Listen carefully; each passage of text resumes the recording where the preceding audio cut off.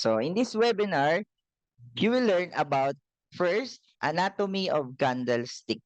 Ayan, sa dito malalaman natin paano ba nag-o-open and nagko-close yung candle. Kasi 'di ba sa chart makikita natin after a certain period of time lilipat yung candle matatapos.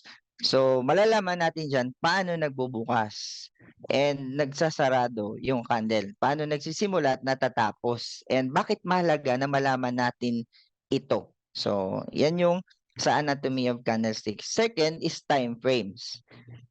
'Di ba? Maraming time frames kayo makikita sa chart.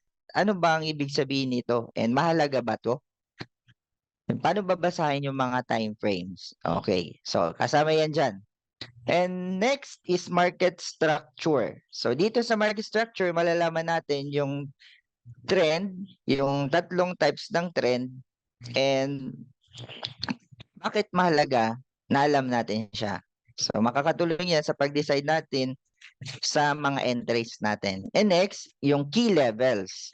Itong mga key levels naman ito yung mga support resistance sa market kung saan dito tayo magde-decide na mag-place ng trade.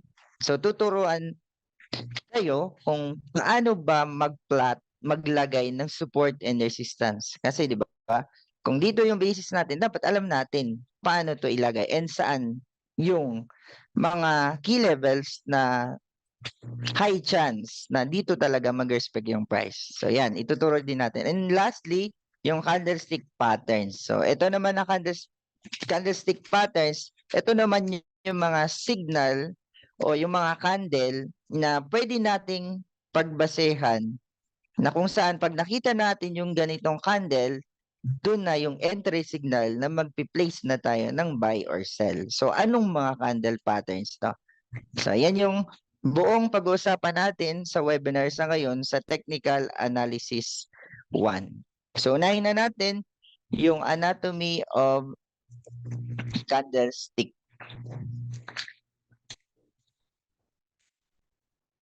Okay. So, yung candlestick, kagaya ng tao, may parts din siya. Okay, di ba? Tayo may body parts. Sa candle, may tatlong components or parts ang isang candle. So, first is the body. This is the thick bar section of a candlestick and it shows the difference between the opening and the closing price over the trading session. So, yung body, malalaman natin mamaya sa illustration kung alin bang part dun sa candle yung body. Next is the top wick or tail. This is the line extending above a body and it shows the highest point the price reached over a trading session. And lastly, yung bottom wick or tail. This is the line extending below a body and it shows the lowest price point over a trading session. So, para ma-visualize natin yung tatlong parts na yon, so ito yung illustration niya. So, ito yung body, ito. Pag nakita niyo sa chart niyo yung solid na may color, yan yung body. So, etong dalawang candle na to, malalaman natin kung ano yung pinagkaiba nitong green at nitong red. So, yan yung body. Ayan. Tapos, itong pag may nakita kayo sa candle na parang guhit, parang tail, wick, yung tinatawag dyan, sa taas, ito na yung top wick or tail. So, dalawa yung wick sa taas at sa baba. Sa baba, ito naman yung tinatawag na bottom wick. So, malalaman natin yung kalagahan kung bakit may wick, bakit may body. So, mamaya, pag-uusapan natin yan. Basta yan yung tatlong component ng isang candle. Next, so ito yung pagkakaiba ng dalawang candle. So, yung green, tinatawag po natin siya na bullish candle. And yung red, tinatawag natin siyang bearish candle. So, paano ba mag-open and mag-close yung price? Okay, sa bullish, unahin natin, ito, ang bullish o tinatawag ito na OHLC. So, open, high, low, close. So, ito yung component paano nag-o-open at natatapos ang isang candle. So dito sa bullish candle, it means increasing. Okay, pag sinabing bullish candle, yung green, ibig sabihin yan, may pataas na force yan. Okay? Yung pressure yan pataas pag bullish. Ang bearish naman, decreasing, pababa ang pressure niyan. Okay? So ito yung buyers, sellers. Okay? Yan yung shortcut niyan. So makakatulong yan para malaman natin kung magba-buy or sell tayo. Okay, so dito sa bullish candle, nag-open po ang bullish candle dito.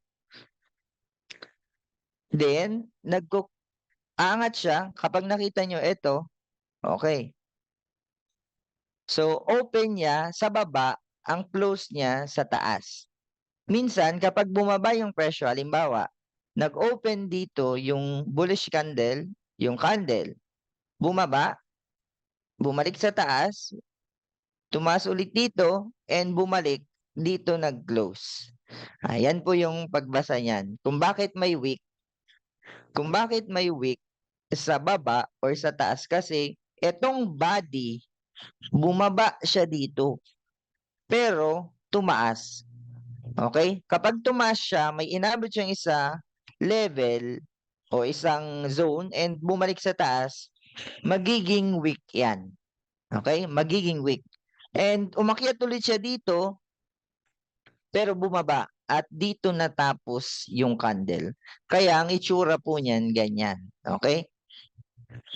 Basta lagi tatandaan natin, ang close ng isang candle pag sa taas, bullish automatic. Okay? And susunod, kapag natapos na ito, tingnan nyo, dito ang susunod na candle lalabas o magsisimula. Okay? So alam nyo na bullish candle yan. Kasi yung sumunod na candle, dito nagsimula sa closing price niya. Okay? Kapag bullish candle, ang opening price dito, nagko-close yan sa taas. How about the bearish candle? Sa bearish candle naman, baliktad lang. Mag-open siya sa taas dito. And magko-close siya sa baba. Okay, halimbawa itong sample na candle, nag-open siya dito, umakyat, pero bumaba. So, the moment na bumaba siya at nilagpasan niya yung open price, magiging weak yung dinaanan niya. So, parang nagiiwan siya ng mark. Umakyat siya pero bumaba, nilagpasan yung open price, automatic magiging weak. Okay? Tapos nung bumaba siya, dumiretso siya hanggang dito sa baba. Pero nagdesisyon siyang umakyat ulit and nag-close dito. So, yung body po nakadepende sa open at close. Kung saan nag-open, saan nag-close, dyan yung body. So, halimbawa, dito yan nag-close na body, bumaba, tas tumaas, dito nag-close. Eh di anong itsura ng candle? So, kung dito nag-open, dito nag-close, ganyan yan. Tapos, umabot siya dito, and ito. Ayan. So, yung body nakadepende sa open and close.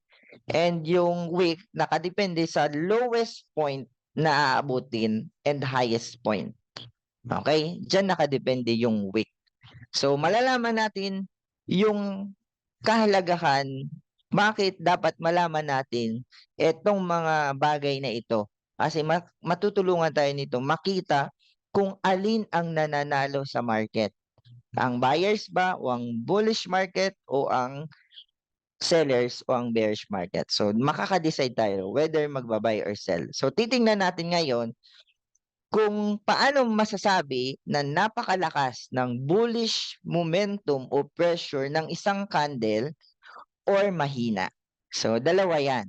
Dito muna tayo sa bullish candle strength. Okay? So, dito sa baba, makikita nyo yung most bullish, tapos papahina siya papunta sa least bullish. So, paano mo masasabi na ang isang candle napakalakas ng buying pressure? So, etong first candle, ayan, kapag solid yung body, meaning walang wick dito, walang wick sa baba. As in, full body ng candle. Kapag nakita nyo yan, nagpapakita yan ng bullish pressure na buong-buo. Okay? Meaning napakalakas ng buying momentum. So kapag napakalakas ng buying momentum, siyempre anong entry yung dapat yung maisip? Siyempre buy. Hindi kayo magsisell. Guys, kapag nakakita kayo ng napakalalaking mga green candle, kasi pag nag-sell kayo diyan, masasagasaan lang 'yan or ma-SL kayo. Okay? So yun yung kalagahan. Ito naman na next candle, kapag may wick sa baba, meaning yung body buo siya, bumagsak dito pero tumaas ulit and nag-close. Okay? Meaning may nag-push sa ilalim. Okay, bullish pa rin 'yan. Malakas pa rin yung bullish pressure sa ikalawang candle na ito kasi may nagtulak sa ilalim. Okay? Yan na wick sa baba, meaning yan may tumutulak. Okay? Pag may wick sa taas, may tumutulak sa presyo na pababain yan. Kapag wick sa ilalim, may tumutulak naman na pataasin yung presyo. Okay? Kaya hindi lang guys, candle yan. Okay? May mga story ang bawat candle. Kaya kung marunong tayo magbasa nito, makakatulong ito sa decision making natin, whether magbabuy or sell. Okay? So, dito na sa next candle, may konting push sa baba, may konting push sa taas. Pero, malaki pa rin yung body. Okay? Bullish pa rin yan. May konting nag-push sa price pababa, kaya may wick. Okay? May pumasok na selling pressure. Okay? May sellers na pumasok dito. Ito sa susunod, medyo balance. Okay? Yung body, mahabang wick sa taas, mahabang wick sa baba. Okay? So meaning yan, bullish to pero may tumulak dito. Tinulak siya sa ilalim pero may tumulak din sa taas. Okay? Kaya nag-close yung candle dito. Hindi siya katulad nito. Okay? Ito, walang tumulak pababa. Kaya wala siyang wick. Samantalang ito, mas malakas, mas mahaba yung wick kaysa sa body. Ano ibig sabihin yan? Ibig sabihin yan guys, mas malaki yung push ng sellers kaysa buyers. Okay? Kasi ito na body niya sa baba, ibig sabihin kung bakit may wick dito, ibig sabihin umakyat kasi yung price, itinulak ng buyers yung presyo pataas. Pero kinalaunan ng matapos ang candle, ganito yung itsura. Bakit ganyan? Ibig sabihin yan, after itulak ng buyers yung presyo pataas, ibinagsak ng sellers. Okay. So makikita natin dito na lamang ang sellers sa candle na ito. Kahit green yan. Okay? Huwag po kayong malito kasi yung iba, lalo na pag beginner, syempre, pag sinabing pag green, bullish yan. Malaki ang buying pressure. Kapag red naman, bearish yan, selling pressure. Pero kapag nalaman nyo yung kahalagahan, paano magbasa nito, makikita nyo na kahit green to, lamang ang sellers dyan. Okay? Kasi mahaba yung wick sa taas. And lalo na ito, mas maliit, napakaliit na yung body kaysa sa wick. So, mahina na ang bullish pressure dyan. Okay? Ganun din sa bearish candle. So kapag kabaliktaran lang nun, eto, pag ganito yung nakita nyong red candle, napakalaki ng selling pressure dyan. Ibig sabihin yan, walang buyers na nagtatry mag-push ng price pataas. Kasi nga, walang wick na naiwan sa baba. Okay, walang kalaban-laban. Nado-dominate ng sellers ang market kapag nakita nyo yung candles na ganyan. And ito, same din, selling pressure again. Dito, sa next candle, may nagtulak na buyers pataas. Kaya may wick.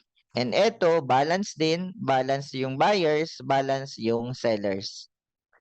And dito sa susunod, kahit red candle to, lamang ang buyers sa candle na ito. Kasi mahaba yung wick, meaning may tumutulak ng presyo pataas kaya yung body ng candle nag-close sa taas. Kasi kung mas malakas yung sellers, dapat magagawa niyang itulak pababa and mag-close yung body niya. Ganyan. Kapag nag-close yung body niya ganyan, meaning talo yung buyers, mas malakas selling. Pero dahil mas mahaba yung push sa baba, lamang ang buying pressure. And lalo na ito, kahit red yan, lamang pa rin ang bullish dyan. Pero bearish candle siya matatawag kasi red siya. Okay? So, may tanong ba kayo dito sa anatomy of candlestick? So, baka may hindi kayo maunawaan, pwede po kayong magtanong, i-type nyo sa Q&A yung tanong nyo. Okay? So, kung wala na, proceed tayo sa time frame. Okay? Kapag tiningnan nyo ang chart nyo, whether sa cellphone yan na MT4, MT5, or sa desktop, may makikita kayo na M1, M5, M15, M30, H1, H4. Ano ba itong mga number na ito? Ano ba ibig sabihin yan? So, yan ay tinatawag na time frame. So, ano ba ang ibig sabihin ng time frame? So, a time frame in forex trading can refer to any designated unit of time in which trading takes place. Typically, forex time frames will be measured in minutes, hours, days, or weeks. Okay. So, yung time frame, kung ano yung time frame nyo sa chart, ibig sabihin nun, yun yung oras ng mga candles.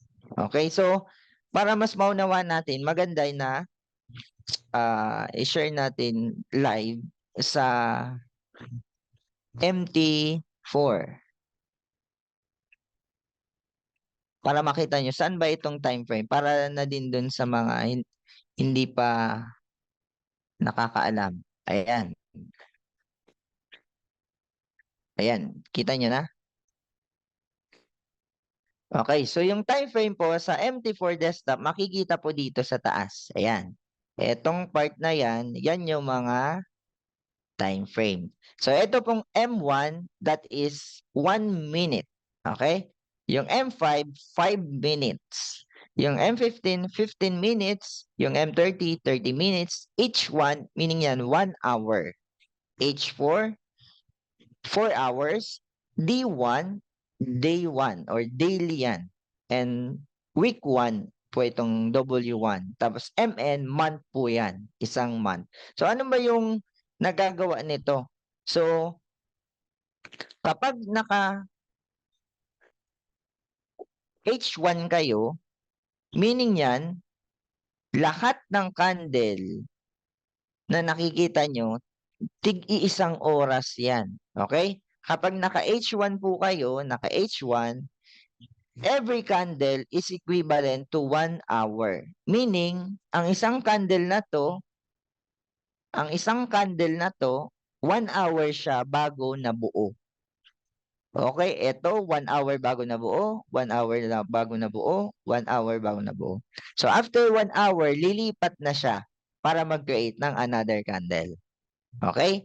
Yan kapag naka H1 kayo. And ganun din sa iba pang time frame. So kung naka 5 minutes kayo, halimbawa naka M5 kayo, meaning every candle na yan is equivalent to 5 minutes. After 5 minutes, lilipat na siya and magkikreate ulit ng isang candle. Okay? So, yun po yung time frame. Kaya wag po kayong maguluhan kung ano yung time frame. Meaning, pag naka-D1 kayo, naka-day 1 kayo, isang araw ang isang candle. So, kung may 5 candle na magkakatabi, 5 days yan bago natapos. Tigi isang araw. So, mamaya explain natin ano ba yung kahalagahan? Kailangan ba na magpapalit-palit? Ano kayang time frame yung dapat gamitin kung gusto namin mag-trade? Ano ba? Pwede bang M5, M15? So mamaya i-demo natin siya ng live and step by step. Paano ba yung mga ano ba yung mga kino-consider para mag-trade? Saan ba magsisimula? Okay, kasi 'di ba, pagharap niyo sa chart gusto niyo mag-trade, naguguluhan kayo, "Ano nang gagawin ko? Anong titingnan ko, magba-buy na ba or ako sell?" Wala kang alam kung ano yung gagawin mo sa chart. So mamaya, after neto na mga topics natin, magfu-full strategy tayo, detailed on how to trade. Okay, simula sa simula. Yung mga titingnan natin una hanggang entry. Okay, hanggang sa pag-enter na. Ano yung mga titingnan natin na confirmation para makapag-decide tayo whether to buy or sell. Okay, basta yung time frame po, yan na mga sa taas na yan na M1, M5, M15 and so on. Okay? So, balik tayo sa presentation natin.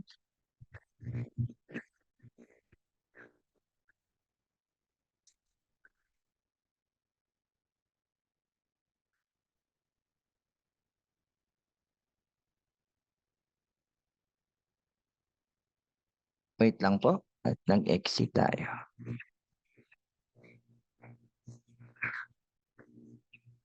Okay.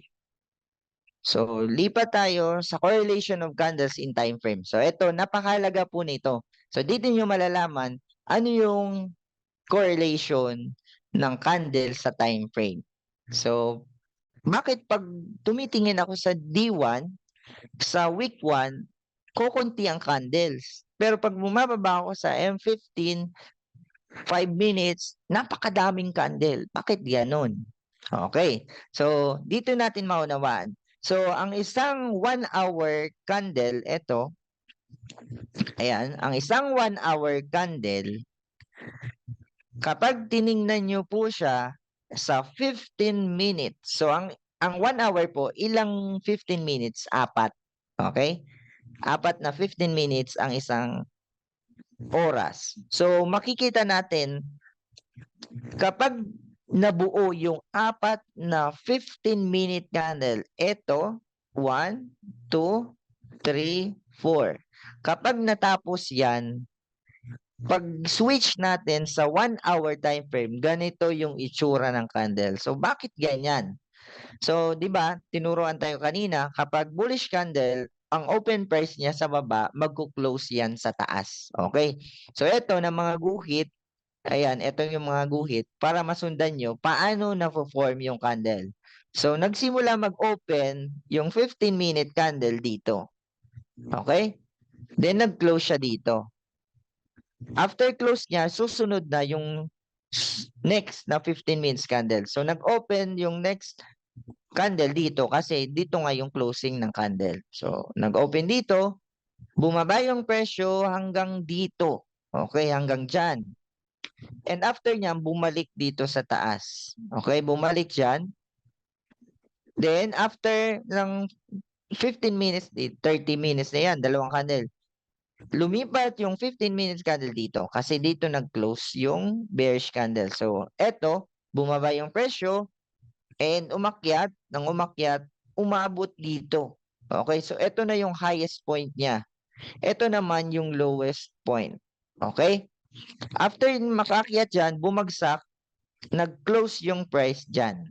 Okay, nag-close dyan. Next, na 15-minute candle, dito nag-open, and bumagsak dito, and nag-close dito. So kapag sinundan natin yan na 4, dito yung open, pumunta yung lowest point dito, pumunta yung highest point, yung 15-minute, yung isang 15-minute, umakyat hanggang dito. So, dito, yung highest point, and saan nag-close yung last 15-minute candle na ika-4? Dito. Okay? So, kapag natapos yung 4 na 15-minute candle, ano ang itsura ng 1 hour candle? Ito na po yan. Okay? Kung bakit ganyan, dito nag-open, dito, bumaba dito, yung pangalawang 15-minute candle, tumaas naman yung ikatlong 15-minute candle, pero nag-close yung ika-4 na 15-minute candle dito. Yan. Kaya ang nangyari kapag tiningnan natin yung 1 hour candle, ganyan yung itsura. Okay? So, sana naunawaan nyo paano nabubuo yung mga candle. So, kaya hindi kayo malilito. Nakakita kayo ng 4 na 15-minute candle. Okay, titingnan ko, ano kaya ang itsura nito sa 1 hour? Ayan. So, titingnan nyo lang yung time frame, paghati-hatiin nyo yan para mabuo yung 1 hour. So, kung 30 minutes yung time frame nyo, edi dalawa lang na candle. Okay, dalawang candle, magiging 1 hour candle na. Kapag naka M5 naman kayo, 12 yan. Okay, 12 na candle, 12 na 5-minute candle bago maging 1 hour. Okay?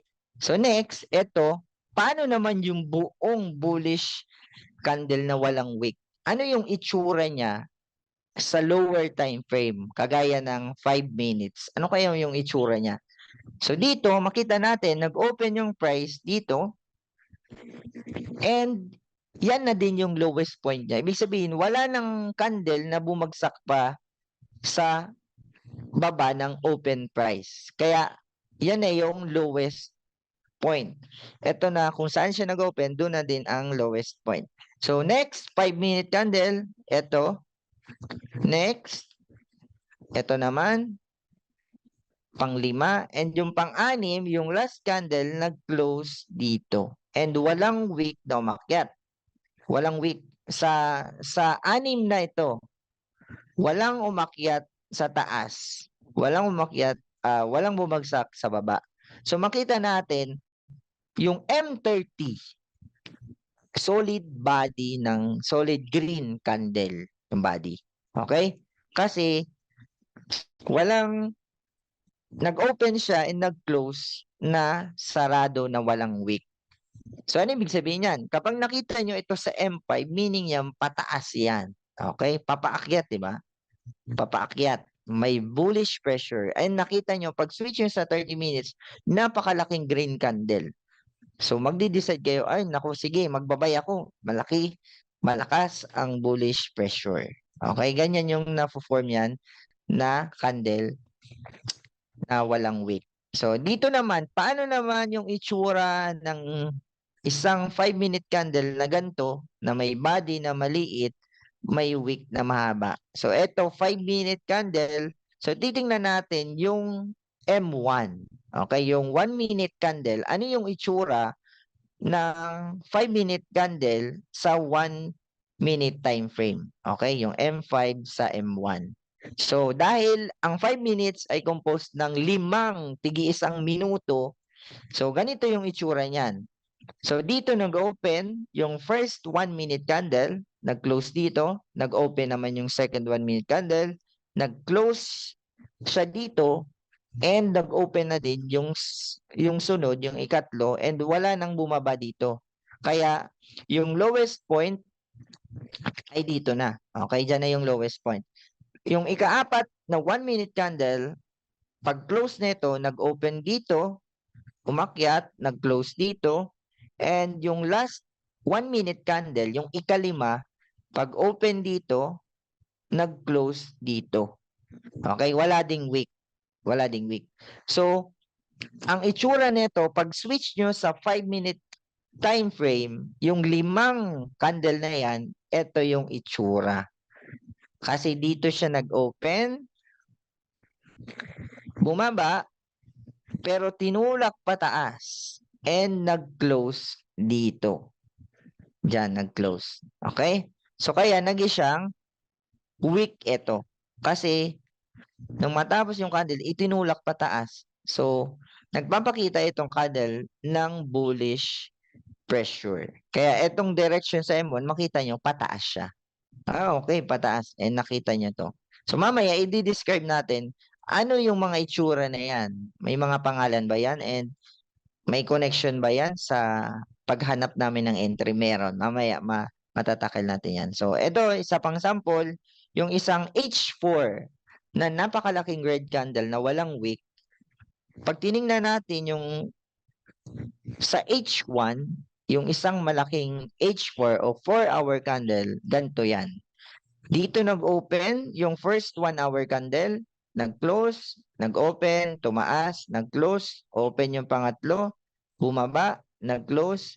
And yung susunod, makita nyo dito guys, etong pang-apat na 1 hour, sinubukan niya sanang umakyat. Okay? Sinubukan i-push ng buyers yung presyo na tumaas. Pero anong ginawa ng sellers at the end of 1 hour? Binagsak ulit siya and tumagos hanggang sa baba, dito nag-close. Kaya pag nakita nyo, bakit may wick? Eto. Okay? Sinubukan sana ng buyers itulak ang presyo pero wala. Talo pa rin sila ng sellers. Kaya nangyayari to. Pag close ng ika-4 na 1 hour candle, pag switch nyo sa H4 time frame, ito na yung itsura niya. Okay? Nagpapakita ng massive selling pressure. Napakalaking selling pressure yan. So, minsan ginagamit yan as decision or signal para mag-entry ng sell. Okay. So, mamaya di-detail natin yan. So, last, eto. Yung paano naman yung pabaliktad na red candle na may mahabang wick. So, eto, H1, susubukan natin siya tingnan sa 15-minute time frame.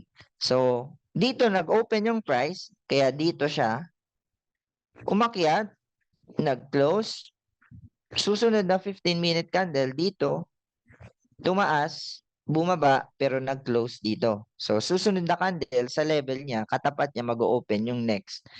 Okay, dito nag-open, bumaba, tumaas, inabot to, pero tinulak pababa, dito nag-close. Okay, yan na yung pangatlong 15-minute candle. And next, pag close nito, mag-open na din yung susunod na 15-minute candle, katapat lang ng closing price ng nauna. So, dito, trinay ng buyers i-push yung price dito. So, inabot niya yung level na to. Okay? Pero, ginawa, pinush, bababa yung presyo hanggang dito.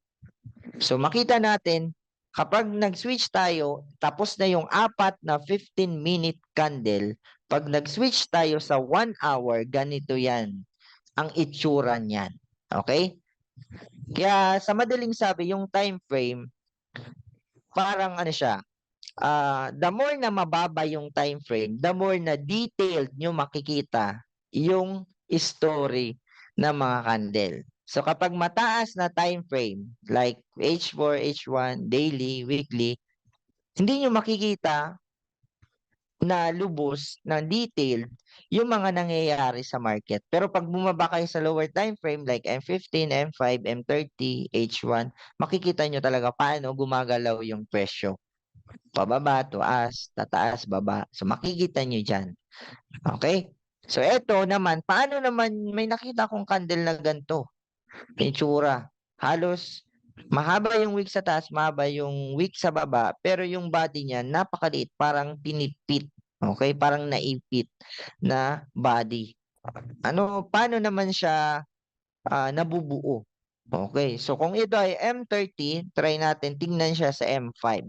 So dahil 30-minute time frame to, 3 o 6 na 5 minutes ang kailangan bago maging 30. So ito, pag tinignan natin, nag-open yung unang 5-minute candle dito, nag-close dito. Okay, lumipat sa susunod na 5-minute candle, umangat, nag-close dito. And nag-open ulit dito, umakyat pero tinulak pa baba. Okay? Tapos yung sunod na 5-minute candle, nag-open dito, wala nang bumaba dito, tinaas na, tinulak ng buyers yung presyo dito. Ito yung highest point, ito yung lowest point. Pero binagsak ulit, nag-close. Pag close nito, nag-open na yung next 5-minute dito and umakyat ulit.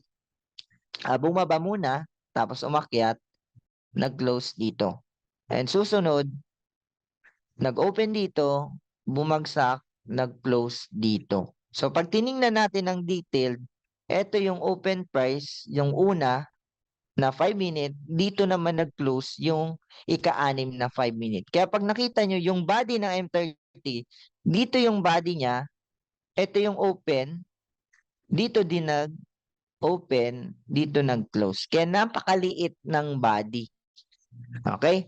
So ano yung ibig sabihin yan? Meaning yan guys, mahina yung pressure ng buyers, mahina rin yung pressure ng sellers. Kumbaga, mahina yung galaw ng both side. So, nagpakita ito.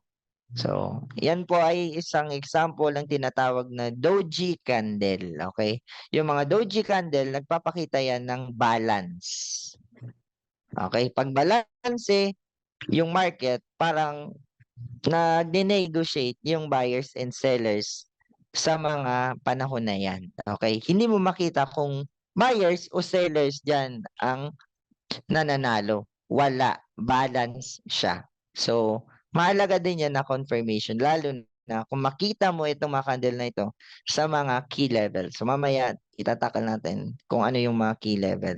So, basta kapag nakita kayo ng ganyan, na mahinga niyan ang price. Okay? Napagod na tumaas, napagod bumaba. So, naging ganito. Okay? Na mahinga sila.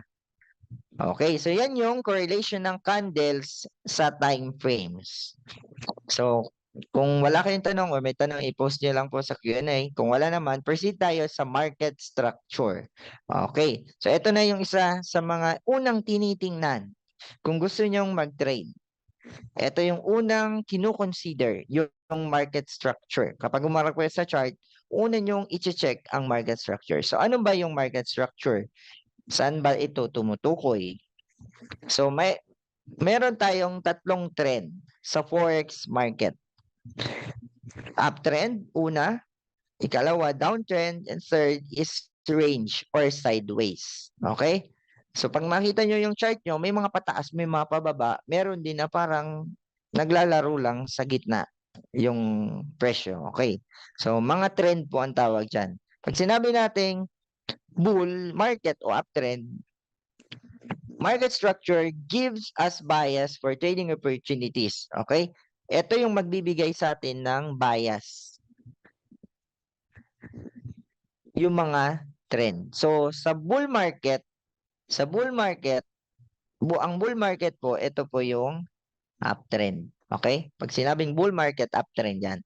We always look to buy. Okay? Kapag uptrend, buy lang daw po ang hanapin natin na trade. Okay? Clear. Malinaw pa sa malinaw. Pag uptrend, buy ang hanapin. Pero kapag downtrend naman or bear market, yung bear market tumutukoy naman sa downtrend. We always look to sell highs. Okay? Kapag downtrend, ang hanapin lang po natin sell. Okay? Wala pong sinabi dyan na dapat mag-buy tayo sa bear market o mag-sell tayo sa bull market. Okay? Kasi kapag ganun po, yung lagi nating hinahanap, ang tawag sa atin, counter trader. Okay? Pag taas yung presyo, panay ka sell. Okay? Inaasahan mo bumagsak. Yung pababa naman yung market, panay ka buy. Umaasa ka na tumaas yung presyo. Okay? So, medyo mahirap po yan. Maraming beses kang may SL kapag ganyan ka. So, ang gagawin lang po natin, kapag pataas yung market, so buy lang hanapin. Sasabayan lang natin yung agos ng presyo. Kung tumataas, edi ba buy tayo. Pag bumababa, sell lang po ang hinahanap natin. Okay? Para maiwasan natin na laging ma-SL. And yung isa pang type of market, tinatawag na range market or yung sideways. We look for buy low, sell high. Dalawa ang pwede nating gawin sa range market. Magbabay tayo, magsisell. Pwede mag-buy, pwede mag-sell. So, para ma-visualize natin ano yung itsura ng tatlong trend na to. Ito, may picture tayo. So, una yung uptrend o bullish market. So, paano natin masasabi na uptrend ang isang market? So, a bullish structure is defined by a series of higher highs, HH, yung shortcut, and higher lows, HL. Okay? Para hindi na natin isulat yung higher high, higher low. Ito yung parang acronym niya. Sa higher high, HH, higher low, HL. So, paano ba basahin? Saan ba tinitingnan itong mga higher high and higher low sa market? So, ito yung illustration natin. Yung una, ang tawag high. Ibig sabihin, unang high. Babagsak yung presyo, mag-create ng low. Okay? Unang low. Ngayon, ginawa ng presyo, tumaas. Nilagpasan yung unang high. So, ano na ang tawag sa susunod na high? Ang tawag po dyan, higher high. Okay? Madaling maunawaan, higher high. mas mataas yung high na 'to sa naunang high. Okay, kaya tinatawag siyang higher high. And susunod, nag-create ng pangalawang low. Ang tawag na po sa kanya, higher low. Etong low, mas mataas kaysa sa naunang low. Kaya tinawag siyang higher low.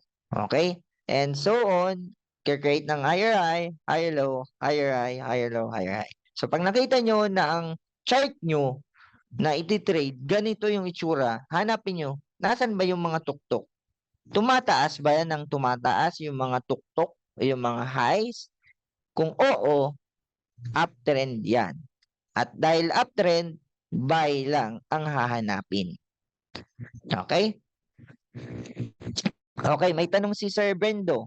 Sa uptrend or downtrend ba, coach, ano ba ang ideal time frame na gagamitin? Okay, good question po. Hinihintay ko itong tanong na ito na may magtanong. So, maganda po, sa uptrend or downtrend, sa pagtingin ng market structure, mas better po na titingin tayo sa higher time frame. Okay? Huwag tayong gagamit ng 5 minutes, 1 minute, 15 minutes, 30 minutes sa pag-figure out ng trend. Okay? Gagamit po tayo dito ng mas mataas na time frame. Kagaya ng H4, daily, weekly. Yan, pataas na yan. Okay? Sa 4-hour, pataas. Kasi pag naka 4-hour kayo pataas na time frame, mas makikita nyo yung buong structure. Okay? Parang naka-zoom out kayo.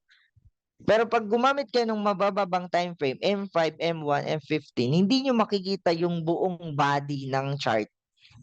Okay? Kaya pagtingin nyo sa 5 minute, pataas. Okay, after rin to, sabi ni Sir Aaron, dapat buy lang. Pero, nung nag-switch kayo sa 4-hour, pababa pala. So, na-sell kayo. Tapos sabihin nyo, bakit kaya? Nag-buy naman ako pataas. Kasi nga, nasa lower time frame kayo. Konting details lang ang makikita nyo dyan. Hindi nyo makikita yung buong chart. Pero pag tumaas kayo sa H4, day 1, yan, makikita nyo kung ang trend talaga pataas o pababa. Okay. So, sana nasagot ko yung tanong ni Sir Brendo Bayukot. Okay, thank you po sir sa pagtanong po. Okay, so yan yung una, yung uptrend. So, sa real chart, ito siya. Kapag tinignan natin sa real chart, yung uptrend, itong nasa kanan. Okay? Ayan, ito yung higher high, higher low, higher high, higher low, higher high, higher low, higher high. So pag nakita nyo yung chart nyo na ganyan yung itsura, pataas ng pataas yung mga tuktok and yung mga low, pataas din ng pataas, that is an uptrend or bullish market. Buy lang ang hanapin natin dyan. Huwag kayong magsisell. Pero mamaya ituturo natin saan kayo pwede mag-sell kahit uptrend. Okay? Meron yan.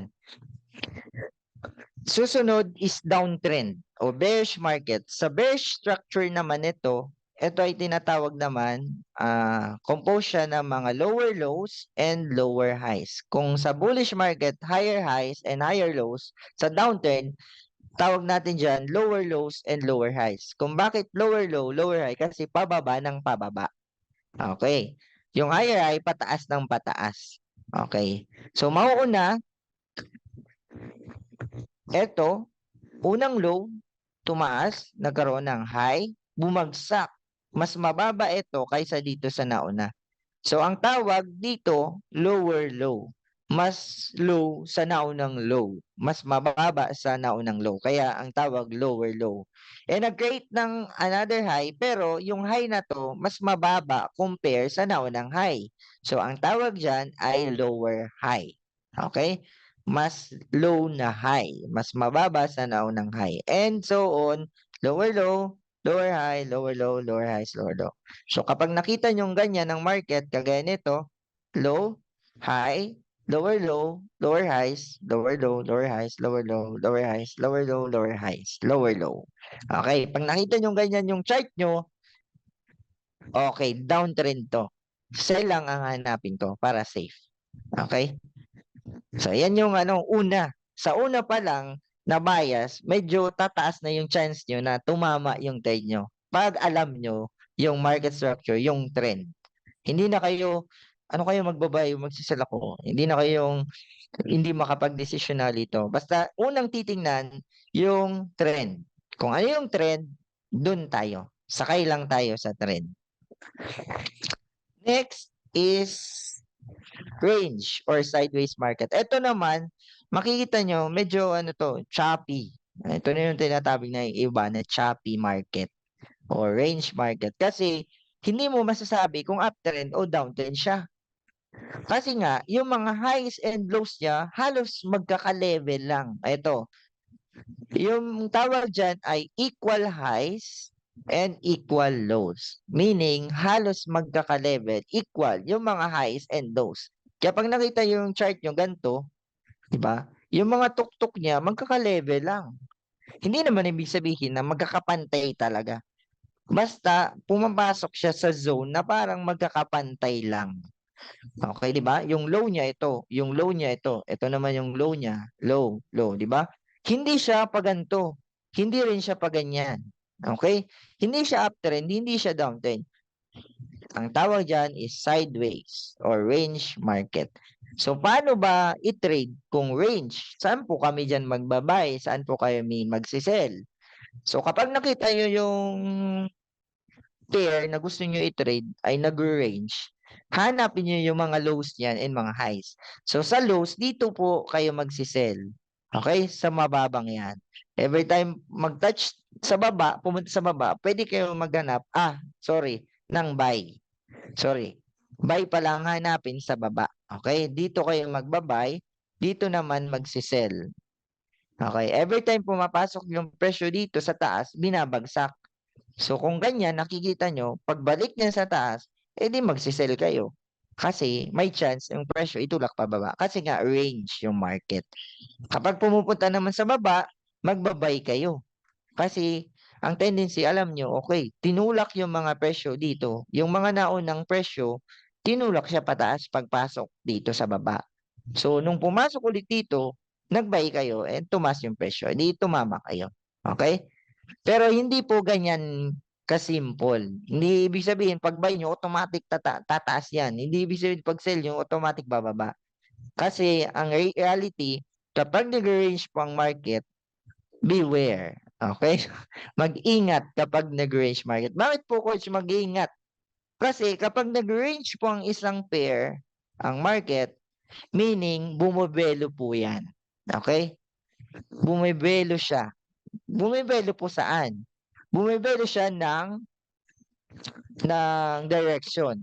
Kasi after nyan, hindi nyo alam, anytime, pwede yan biglang basagin, lumipad yung presyo pataas, or basagin sa baba, bumagsak pababa yung market. So, walang nakakaalam kung kailan mababasag ang isang range. Kaya, personally, ako po, hindi ako nagtitrade kapag range ang market. So, kung para sa akin lang, dini-discourage ko na mag-trade sa range. Kasi, malaki ang chance na ma-sell kayo, hindi nyo alam kung saan dyan. Pero kapag uptrend, alam nyo pataas. So, pag nag-buy kayo, may chance pataas nga. Pag nag-sell naman kayo sa downtrend, may chance na tumama kayo kasi pababa nga yan. Pero pag nag-range, hindi nyo alam. Diba? Mali nyo, pag buy nyo dito, lumagpas dito, o na-sell kayo. Okay, tas tumaas pala. Nag-sell kayo dito. Pagbaba ng konti, tumaas naman. Tas bumaba. Kasi magulo po talaga ang range market. Hindi siya kaganto kalinis. May mga range market po na ganyan. Tataas, bababa, pupunta dyan. Yan, pupunta dyan, babalik dito. Napakagulo. So kung ang SL nyo wala, hindi nyo malalaman kung saan yung SL nyo dyan. Kasi nga, choppy yung market. Walang sinusunod na structure. Parang ano siya, wala sa sarili kapag naka-range. Okay, so kung ako tatanungin, the best po i-trade na trend, ang uptrend at downtrend. Yan lang. Pero kung gusto nyo i-try yung buy and sell sa range, wala naman pong masama. Pwede nyo i-try. Basta, asahan nyo, basta aware kayo kung may sell kayo or kung biglang lumilipad bigla or bumabagsak bigla yung presyo tapos babalik. Ayan. Yan po yung reality sa market. May experience nyo po yan sa patuloy na pag-trade nyo. Okay?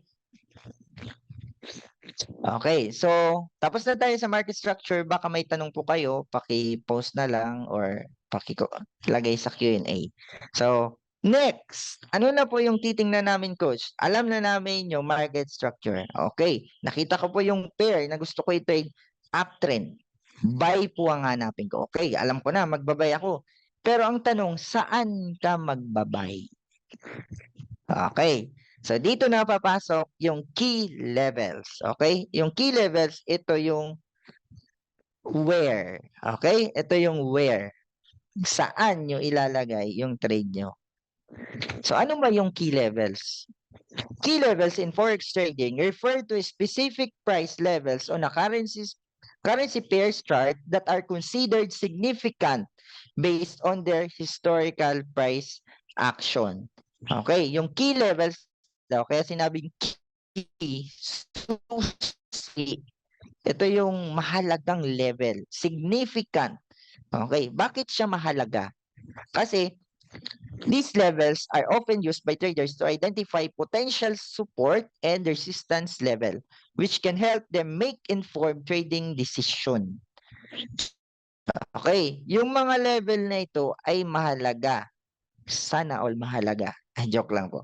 Okay, so yung level na ito ay dito kasi nagkakaroon ng interaction yung price. Dito nagba-bounce yung mga price. 'Di ba? Pag nagte-trade tayo, ang hanapin natin yung mga level kung saan magba-bounce ang price. Yan po ang reality sa trading. Kung saan possible mag-bounce ang price, dun tayo pumupwesto ng buy or sell. So napakahalaga po na alam natin kung saan ang key levels na ito. Kung alam natin to, hindi tayo mawawala sa market. Hindi tayo tsatsamba ng buy or sell kasi may guide tayo na key levels. Okay, so may tanong po, sa daily time frame bullish at sa M1 is bearish. So kapag mag-enter tayo sa M1, maghintay pa ba tayong mag-bullish ang M1 bago tayo mag-enter? Okay, magandang tanong po, Sir Eduardo. So maganda po 'yun. Lalakas ang possibility na tumama po kayo kapag ang lahat ng time frame or major ng mga time frame ay magkakasabay ng trend. Halimbawa, sa daily time frame nakita nyo pataas. Bumaba kayo sa H4, pataas din. Bumaba kayo sa H1, pataas. Bumaba kayo sa M30, pataas din. And so on, hanggang sa lower time frame, M5, M1, pataas. So malilito pa ba kayo kung ano ang entry nyo? Baka sabihin nyo, magsisell ako, nako. Ano, buy na dyan. Kapag lahat ng time frame ay nag-synchronize na bullish, yan na yung parang sinasabihan, sisigawan ka na ng chart nyo kung nakakapagsalita pa lang yan, mag-buy ka na. Okay? Kasi synchronize siya lahat. Pero ang challenge kasi, hindi yan madalas mangyari. Pag pumalit kayo sa ibang time frame, bearish. Pababa. Pag switch nyo sa isang time frame, pataas. Okay, so malalaman natin kung ano yung bias natin dyan kapag napag-aralin natin to. Itong mga tinatakal natin sa buong webinar na pag-uusapan, makakapag-decision kayo, matututo kayo, saan kayo pupwesto ng trade, and saan ba kayo, maghihintay ba muna kayo or mag-enter na kayo. So, ito po, bubuuhin natin to kasi nasa key levels pa lang tayo. Nauna yung market structure, sunod key levels. So, ito pa yung isa sa mga napakahalagang bagay na dapat matutuhan natin sa pag-trade, yung key level. Paano ba maglagay nito? Mamaya, i-demo natin paano siya ilagay and anong mga time frame. Okay, so sana po nasagot ko, Sir Eduardo. And may tanong pa po si Ma'am Luisa, when analyzing the chart, how many uptrend or downtrend should be counted before deciding to trade? Okay, so kagaya po ng nasabi ko kanina, pag nag-analyze tayo, nakita natin sa higher time frame, bullish sa H4 daily. So pag baba natin sa lower time frame, bearish, o hihintayin natin mag-bullish din yung lower time frame. Okay? So kapag pababa, contrary yung mababang time frame, hintayin natin na mag-match siya sa higher. Kasi ang nasusunod po, higher time frame. Okay?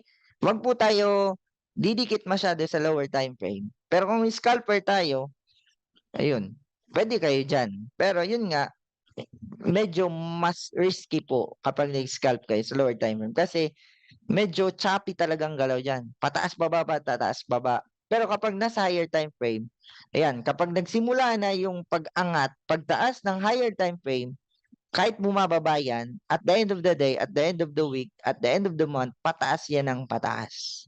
Okay? Lamang pa rin dyan yung long-term trend. Okay?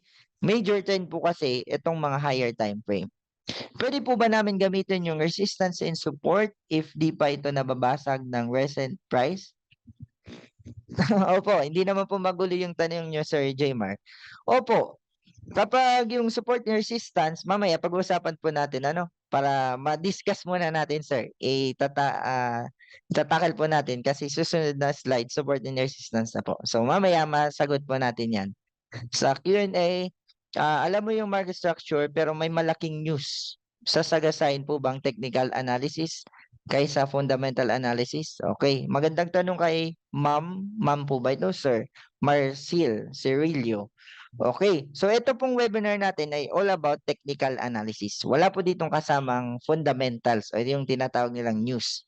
So matatakal yan ni Sir Shem sa susunod na mga araw. Pero yun nga po, kapag may news, bibigyan ko na ng konting idea. Ang news po, hindi niya minsan ni-respect yung mga support resistance. Okay? Pero kapag ang time frame, ang trend sa higher time frame pataas, minsan sinusundan po yan ng news. Okay? Kahit na technical siya, minsan yung mga fundamentals sumusunod pa rin sa technicals pero sa higher time frame. Okay? Ang trend niya sa higher time frame. So minsan, kahit bumabagsak siya, tas pag news, sumipa yung presyo pataas, pagtingin niyo sa higher time frame, kasi trend pala talaga. So papunta dun yung price. Okay? Para may guide kayo saan possible yung news, tingin kayo sa pinaka-trend, sa major time frame, higher time frame, para makita nyo saan yung bias nyo. Saan kaya possible. Pero, wala pong nakakahula sa news, okay? Sana maintindihan nyo. Huwag nyo subukan hulaan ng news based lang sa trend, okay? Kumbaga bias lang yon na ibibigay sa inyo, okay? So, ito lang yung bias ko, pero hindi ibig sabihin na talagang tatama to, okay? Bias lang po. Okay, so better kung ayaw nyo po, matututuan natin sa mga webinar ni Sir Shem ang about dyan. Paano ba mag-trade sa news? Okay, fundamentals po kasi yan. So, dito muna tayo sa technicals. Okay, so kagaya ng sabi natin, ito mga key levels na ito yung lugar kung saan tayo pupwesto ng entry. So, ano ba yung support? Ano yung resistance? So, support is something that prevents the price from falling further. Whether the price falls to the support line, it's likely to bounce back. The support level is always below the current market price. Samantalang yung resistance, something which stops the price from rising further. Whenever the price rises to the resistance, it's likely to bounce back. The resistance level, the resistance level is always above the current market price. Yung support, always below. Okay? Yung support daw, yung pumipigil sa presyo na mas bumaba pa. Ibig sabihin, pag pumupunta sa support, tinutulak pataas. Yung resistance naman, kapag pumasok yung presyo sa isang resistance, more likely itutulak siya pababa. Okay, yan po yung idea niyan. So, ito yung illustration para ma-visualize natin. So, ito yung mga support, ito yung mga resistance. Okay? Tingnan nyo kung paano ginagawa yan o ano ang ginagawa ng presyo o ng support and resistance sa price. Okay? So, dito, dahil ito ay support, nung pumasok yung presyo, tinaas. Okay? Bounce back. Okay? Tinulak pataas. Pero, may resistance naman sa area na to. So, nung pumunta yung presyo sa resistance, ano naman ang ginawa? Sa presyo, itinulak pababa. Bumalik sa support, tinulak ulit pataas, bumalik sa resistance, tinulak ulit pababa hanggang binutas na yung support. And dito, nung nag-bounce, tumaas, may support. Okay? Kapag po nagbabounce yung price sa isang area, ibig sabihin, may potential support po dyan. Kung bakit siya pinigilan na mas bumaba, tinulak pataas. May support po dyan sa level o sa zone sa area na yan. Okay? So, paano ba iti-trade yan? So, ibig sabihin, kung nasa support yung price, maghahanap tayo ng buying opportunity. Okay? Dito maghahanap tayo ng mga buys sa support. Samantalang sa mga resistance, maghahanap tayo ng sell opportunity. Sell, sell, sell. Okay? Huwag po tayo magbabay sa resistance, magsisell sa support. Okay? Kasi medyo may iwan yung entry natin. Kasi nga, support yan. Bakit nga magsisell? Possible mag-bounce yan dyan. Okay. So, yan po ano, yung idea, saan maglalagay ng support and resistance.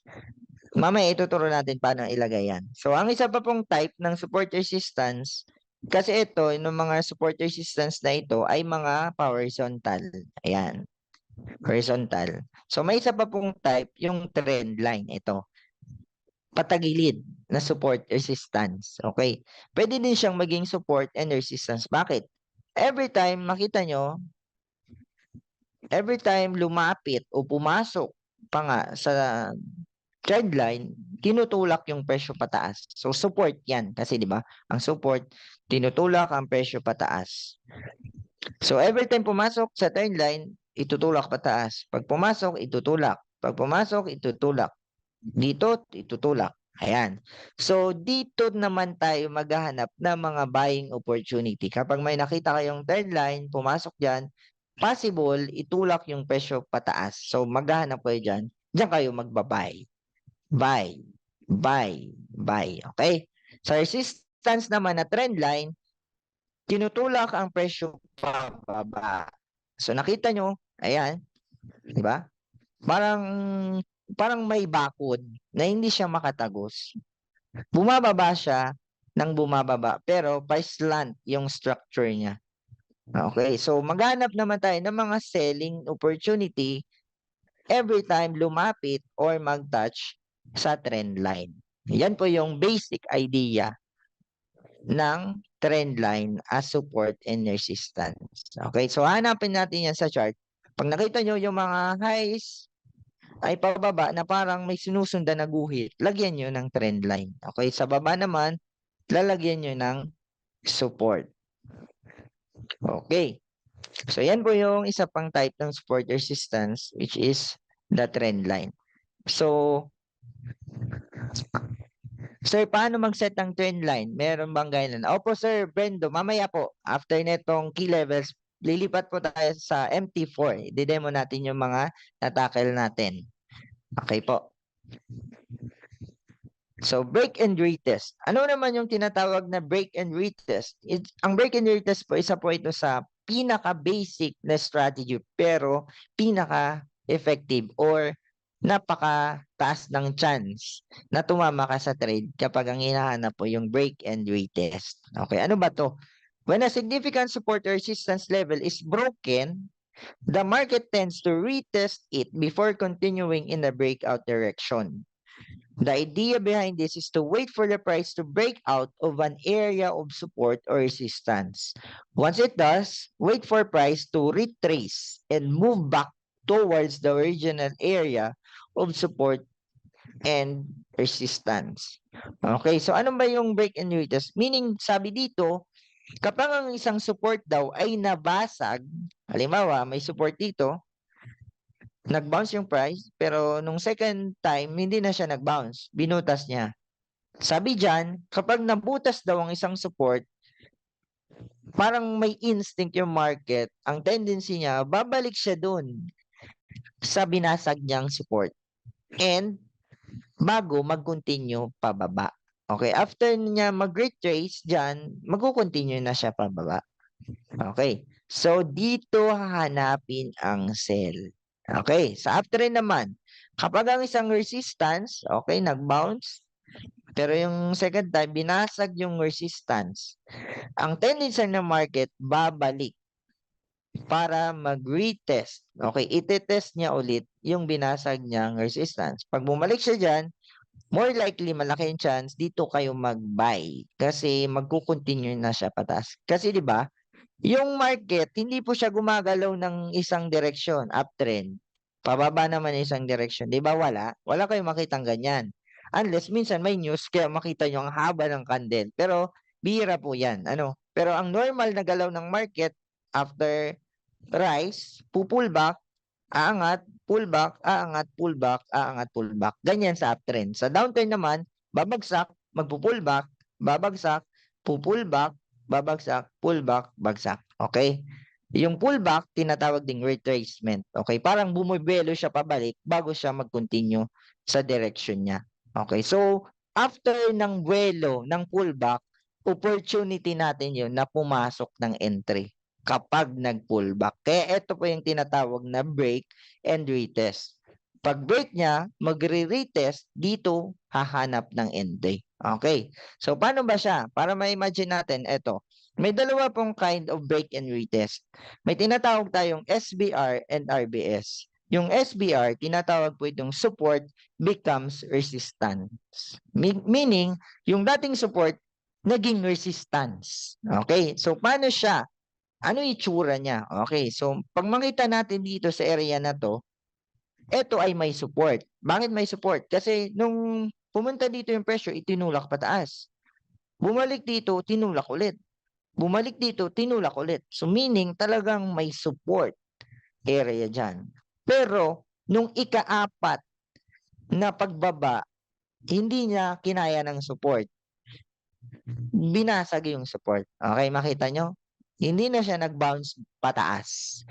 Binuta siya. So ano yung ginawa ng market? Sabi natin sa break and retest, kapag binasag ang isang support, possible maging resistance. Kaya nga support becomes resistance or SBR.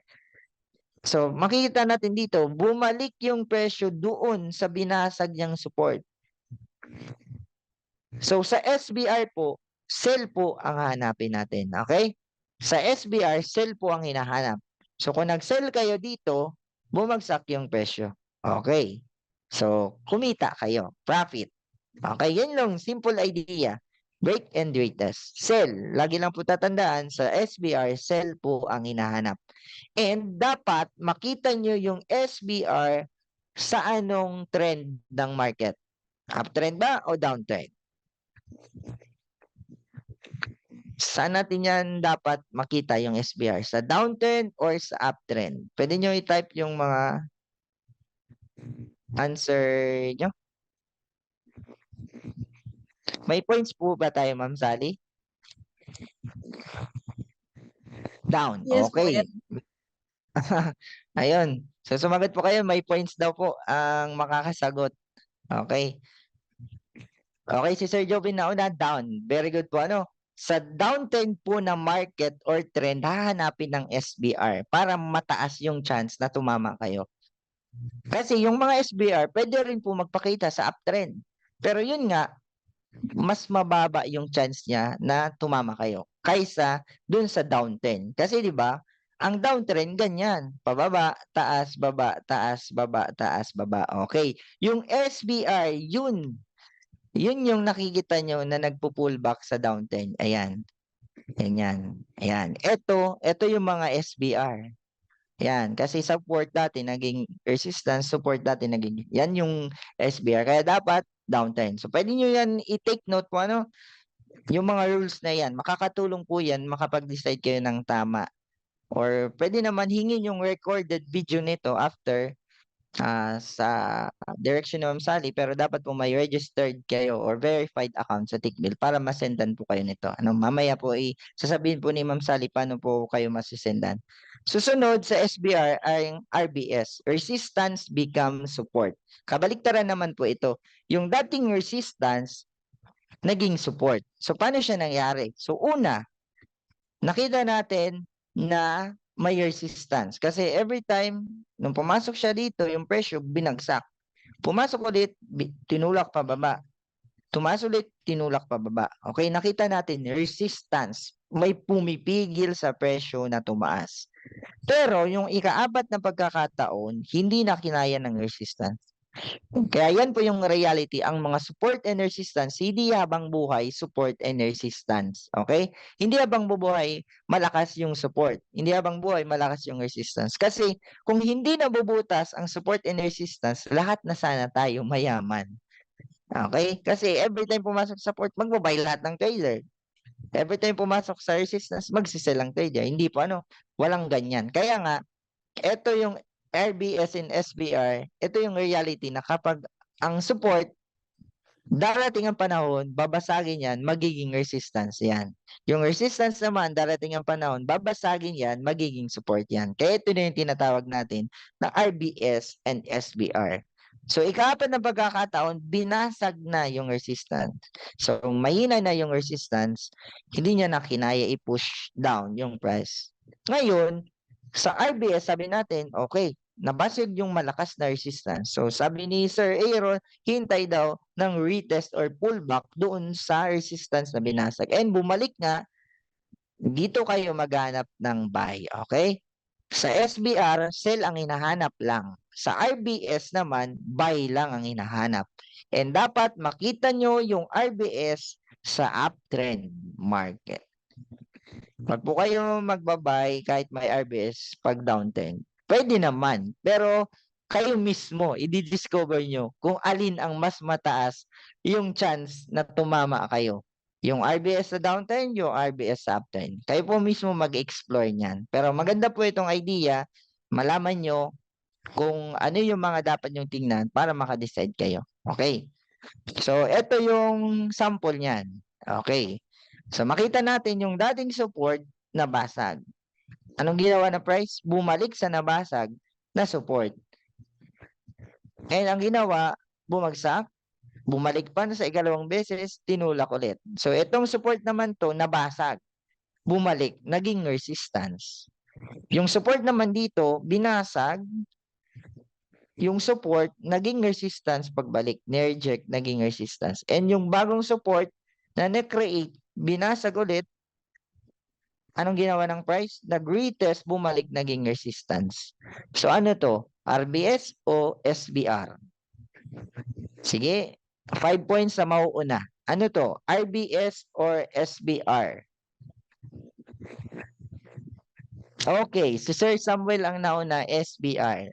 Tama pa, no? Dating support, naging resistance. Okay, SBR po yan. And dapat downtrend the market. Downtrend naman, makita natin. So, selling ang hanapin po.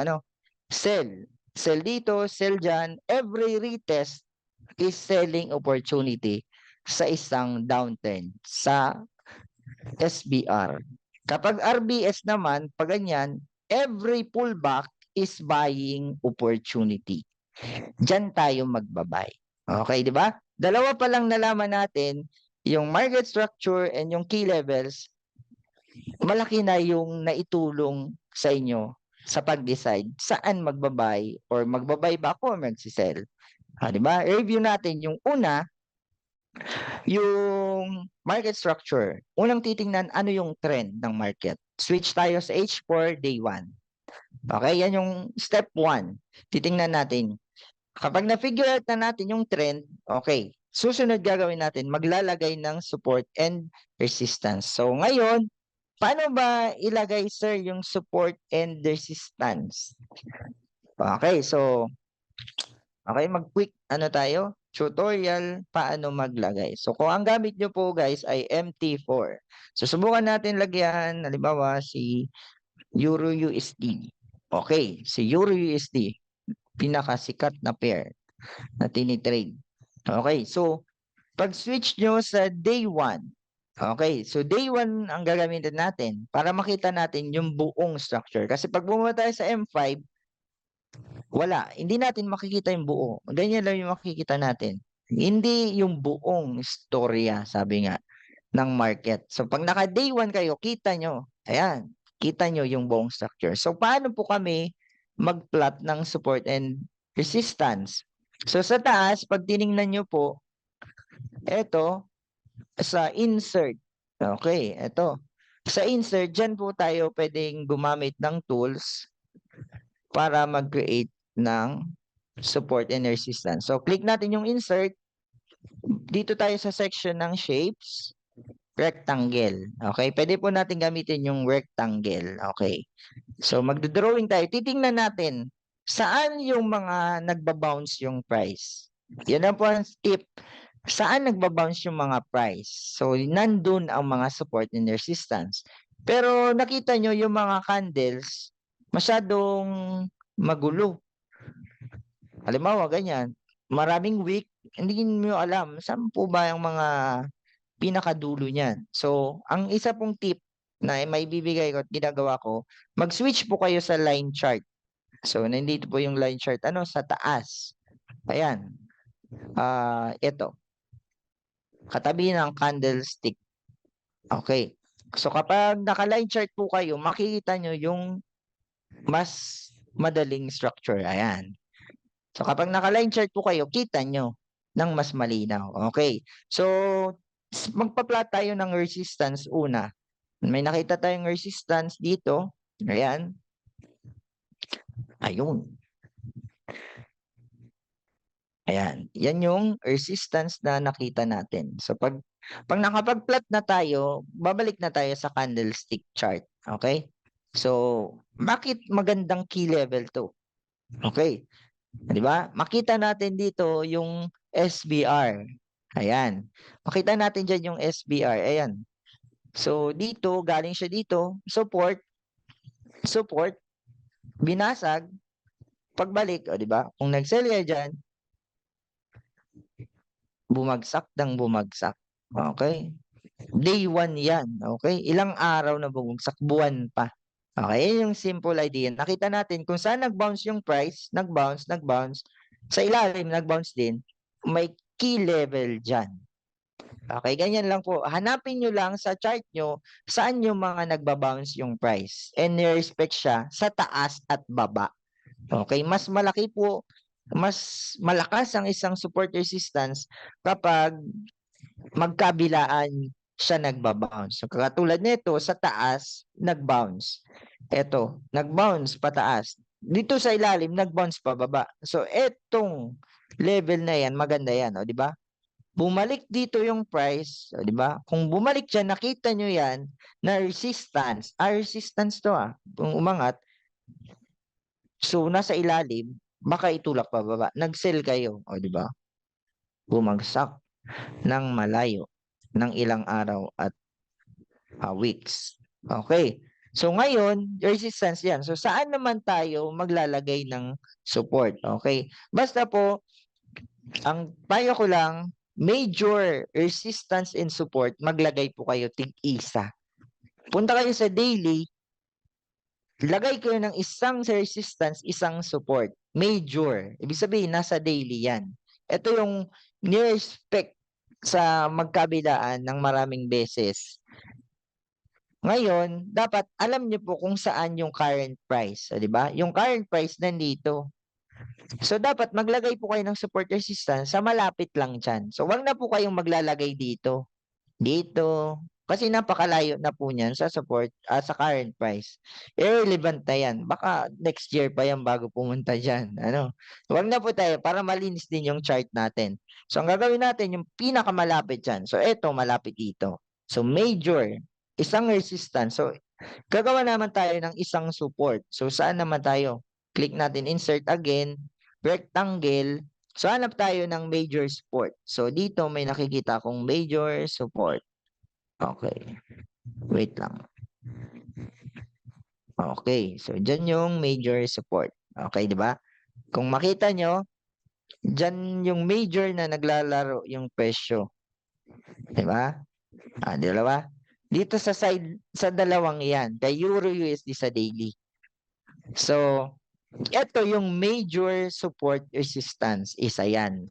So, ngayon, na-drawing nyo na yung major support resistance. So, maghihintay pa po ba kami, sir, sa dito? Kasi dito kami magbabay, dito kami mag-sell. So, paano yan? Wala pa po dyan. Day 1 to, ang tagal naman pa siguro. Baka makapag-trade ako next month na kasi wala pa dyan. So, eto yung major support. Bababa po kayo. Pwede kayong bumaba sa lower time frame para maglagay ng mga minor support and resistance. Okay? Basta alam nyo, major yan. So, halimbawa, baba tayo sa H4. Okay. Ayan. Ito yung mga major support. Ayan sa taas na gray, sa taas na, sa baba na gray, support. So, lalagay naman tayo ng next support resistance sa H4. Okay. Insert shape rectangle. So, hanap tayo. Alin kaya dito yung mga support resistance sa H4 time frame? So, dito, mapansin natin, di ba? I-demo ko lang. Ito. Ayan. So, kung nakita nyo, sa H4, support, bumagsak, bumalik, naging resistance. Binutas yung resistance, naging support. O, di ba? RBS. Nagkaroon ng RBS. Kung nakita nyo to, nakabay kayo dito. Yan, tumas siya. Layo.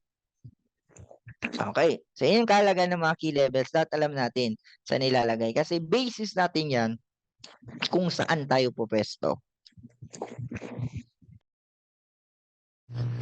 Next, pwede natin hanapin dito. Meron din. Ayan. Nasa support na pala ngayon si Euro USD. Okay. So, kayong mag-decide mamaya yung isa pang confirmation natin para makapag-decide saan tayo magbabay o kailan tayo magbabay or sell. So, nakita nyo si Euro USD nasaan na? Nasa support. Bakit support yan? Ito, nakita natin nag-bounce. Ito, sa area. Ito din, 3 beses na-reject. Ayan. Ayan. Tapos pagpunta dito, na-reject pababa. Tapos bumalik. Ayan. Kung nakabay kayo dito, tumaas. Pero ngayon, bumalik ulit sa support. So, kay Euro USD po, ngayon live, kung base sa structure, buy po ang hanapin natin kay Euro USD.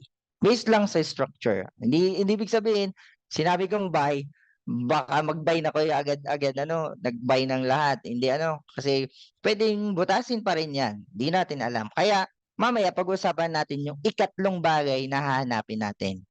Okay, hindi sapat na nasa support resistance lang. Kailangan nyo malaman yung entry signal nyo sa candle. Yun yung next na pag-usapan natin. Pag pumasok na sa support resistance ang price, magbabay na po agad kami or magsisell? Hindi. Kailangan nyo hintayin yung signal sa candle kasi may mga itsura po yung candle na magbibigay idea sa inyo kung magbabay na kayo or sell. Kung wala pa kayong nakitang ganon, huwag agad-agad mag-entry. Okay. So, yan yung pag-uusapan natin. Sana nakatulong yung support resistance. So, hindi na natin i-detailed pa kasi maubusan tayo ng oras. So, pupunta na tayo dun sa last na i-consider natin which is yung candles. Okay.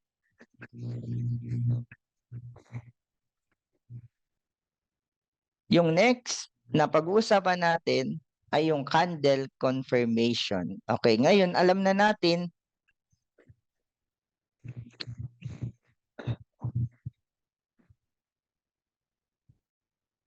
okay, wait lang. At nag-reset yung PowerPoint pag nag-share sa ibang screen. Okay, so natapos na natin yung key levels. Yung una, market structure, alam na natin yung trend, uptrend, buy.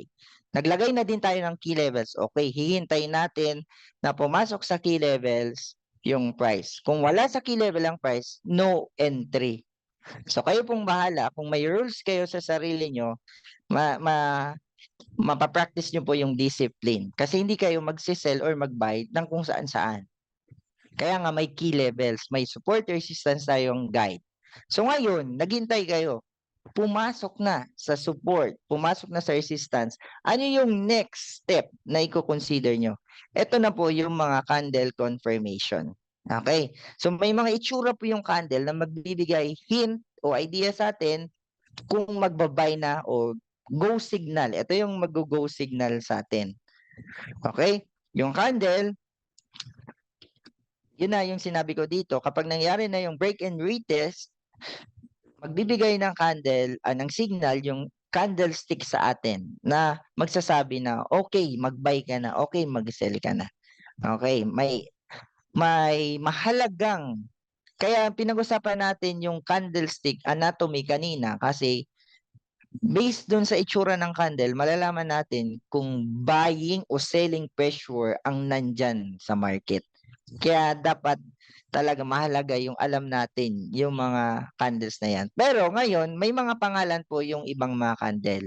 Kanina, yung mga itsura lang pero hindi natin pinangalanan. So ngayon, bibigyan natin o i-describe natin yung madalas na mga candle. Marami pong candlestick pattern. Pag sinearch nyo sa internet, marami. Pero etong tatlo yung madalas magpakita sa market.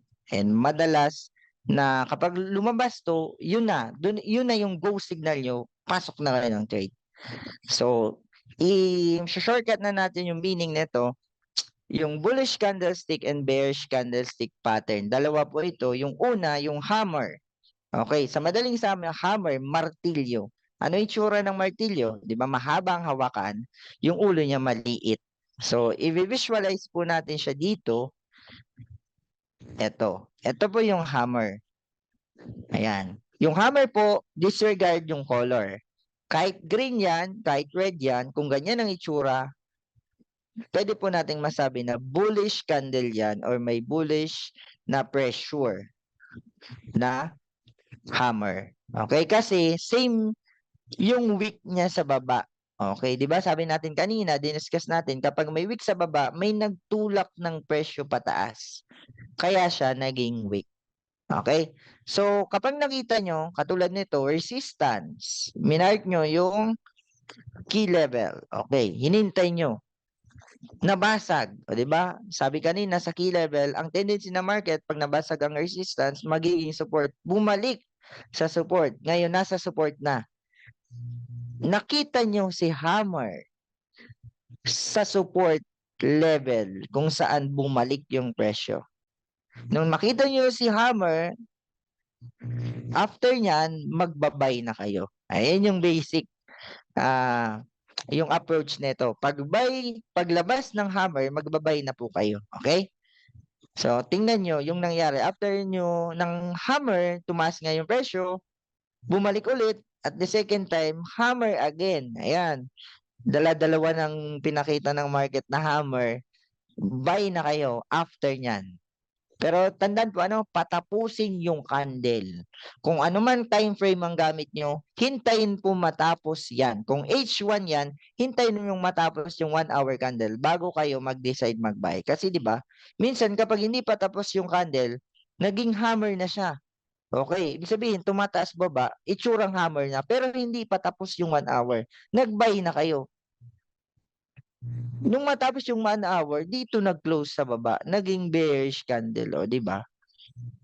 Talo pa rin yung buy. Eh, nag-buy na kayo, eh, di naiwan yung buy nyo. Kaya, ang safe po, patapusin yung candle bago mag-entry. Ayan.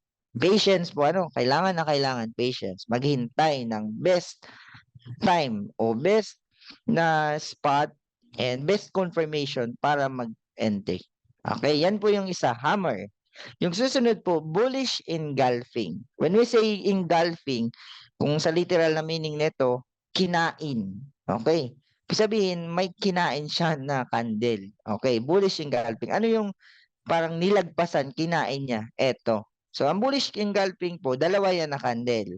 Isang maliit na red, isang malaking green. Ibig sabihin, yung height nito nilagpasan ng green. Parang kinain niya yung size niyan. Kaya nagpapakita yan ng bullish pressure kasi may sellers ganito. Pero ito yung buyers. Siyempre, mas malakas to kasi mas mataas. Okay. So, saan nyo hanapin yan? Sa support again. Okay. Lagi pong sa support to. Pag mga bullish, sa support po lagi natin to hahanapin. Itong mga candlestick na to. Yung bumaba sa support, na-reject, bumalik ulit sa support, nagpakita yung bullish engulfing. After nyan, buy na kayo. Okay? After nyan, magbabay kayo. And nangyari sa market, sa presyo, tumaas ng dahan-dahan. So, tatama kayo dyan. Ito yung mga entry signal natin. Candle. Kaya mahalaga po, alam nyo, mag-aral kayo. And observe nyo, i-test nyo yung mga candle formation. Observe nyo sa chart, mag-aral kayo. Makita nyo na working ang mga candle confirmation na yan. Ikatlong bullish pattern o candlestick ay morning star. Ang morning star, tatlo po yan na candle. So ito, i-visualize natin. Ayan. Red candle, doji. Isang malaking grade. Okay? So ibig sabihin yan, may selling pressure, biglang nag-balance yung price. Diba? Sabi ko kanina, ang doji, nagpapakita yan ng balance. Balance ng buyers and sellers. Parang nagne-negotiate sila. Parang pagpasok dito, mga sellers, panay benta ng mga tao. Pagpasok dito, parang nahinto sila, nag-usap-usap, ano, bababay ba kami o magsisell? O, kami naman ba ang papasok sa market, mga sellers o buyers? And after ng negotiation, makikita nyo kung sino yung nanalo sa susunod na candle. 'Di ba? Ano yung next candle? Eto, malaking green. So alam nyo, nanalo ang buyers. Okay. Ito yung itsura niyan. Pero dapat po sa Morningstar, lagpasan ng green yung red. Yan yung high quality. Kasi minsan may ganito rin. Mababa yung grade. Minsan nag-reverse pa rin yan pababa. So mas safe po na mas mataas yung grade sa red para masabi talagang nagdo-dominate yung buyers. Nalagpasan niya yung sellers. So yan po yung itsura niyan. So hanapin ulit natin siya sa support.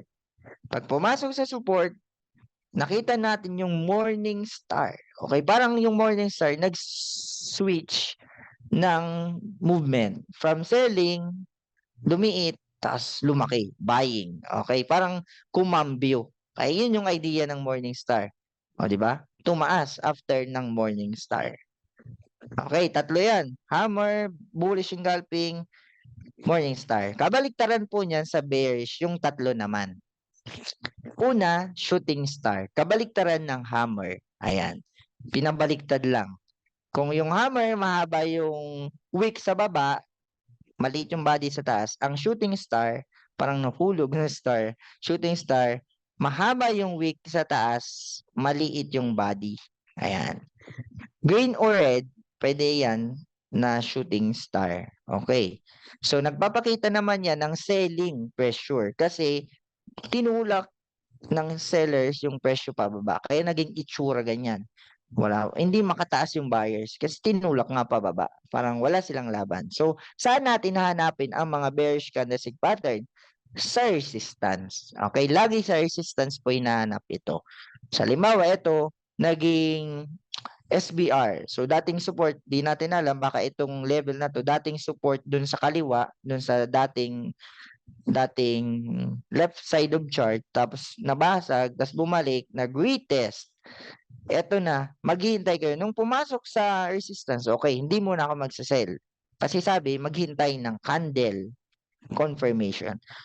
Lumabas yung shooting star. Nasaan yung shooting star? Nasa resistance. Double confirmation niya no yun. Okay, magsisell na ako. Resistance na to, may bearish pattern pa na candle na shooting star, wala nang dahilan para hindi ako mag-sell. So, nung nag-sell kayo, boom, bumagsak yung mga susunod na candle. Okay, profit kayo dyan. Okay? So, hindi ibig sabihin na candle lang po. Baka may nakita kayo, every time may makita kayo shooting star, every time may makita kayo hammer, ay naku, magbabay ako, hammer yan. Magsisell ako shooting star. Hindi. Hahanapin nyo pa rin yung high quality na candle kung nasa key level yan. So kahit may shooting star dito, ayan o, di ba? Nakita nyo, napaka lakas ng selling pressure. Yung body niya napakaliit na lang eh. Di ba? Nag-sell kayo. Boom. Ba't hindi bumaba? Ang tanong, nasa resistance na ba nagpakita to? Kung wala, ito yung resistance. Diyan nagpakita si shooting star. Dito kayo pumasok ng sell. Huwag dito. Kasi wala naman siya sa key level. Okay? Kaya mahalaga, alam nyo kung saan nyo yan hahanapin ng mga level. Lahat ng bullish candlestick pattern sa support hahanapin. Lahat ng bearish candlestick pattern sa resistance hahanapin o aabangan. Okay? Yung kabaliktaran naman ng ng bullish engulfing, yung bearish engulfing. Dalawang candle ulit. Kung kanina yung nauna na candle ay red, magiging green yung susunod. Sa bearish engulfing, green yung mauuna, red ang susunod na malaki. Mas malaki sa naunang candle. So nakita nyo, may support, support, support. Binasag yung support. Magiging SBR. Nakita nyo? So, pagpasok ng candle, tingnan nyo, ang tagal tumambay. Di ba? Nakita nyo, nagdi-decide dito yung market. Nagde-negotiate yung buyers and sellers. Kaya, ang liliit ng candle. Galing siya sa malaki, lumiit. Pag lumiit yung mga candle and sakto pumasok sa key level, yan yung bias nyo. Magbibigay idea sa inyo. Okay, may mangyayari dito after netong maliliit. So, para malaman nyo kung saan to magbe-break, tingnan nyo, ano yung trend, nasaan ba tayo, o, diba? Kung downtrend, nakita natin may support na binasag, edi magiging resistance possible yan. So may bias na kayo. Okay, hanapin ko dito kasi possible to maging resistance. Kasi galing siya sa break na support. And nakita ko sa higher time frame, downtrend din. So marami ng confirmation confluence na nagsama-sama. Okay? So, after ng maliliit, lumabas si bearish engulfing. Ito na yung na-knock-out na yung buyers dito sa labanan na yan. Pag maliliit yan, naglalabanan yan ng buyers sellers. Pero the moment na lumabas si bearish engulfing, napakalaki, panalo ng sellers. So, pag nakita nyo yan, sell kayo, ayun, bumagsak yung pressure. Okay? Yan yung isa. Sa resistance yan hanapin. Susunod, kabaliktaran ng morning star ay ang evening star. Okay, morning and evening. So ito naman, bearish, ano siya? Bearish version ng candle. Yung morning star, ito evening star. So ito, hanapin ulit sa resistance. Okay, so malamang dati itong support, binasag, tapos bumalik naging resistance. Pagbalik sa resistance, nakita nyo, nagpakita si evening star. Okay, after nyan, e-entry na kayo after nung red candle. Ito, after nyan, enter na kayo ng sell and possible bumagsak siya. Okay, yan yung tatlo na madalas na magpakita sa bullish candlestick pattern, ang hammer, bullish engulfing, and morning star. Sa bearish naman, yung shooting star, bearish engulfing, and evening star. Okay? So, yan yun.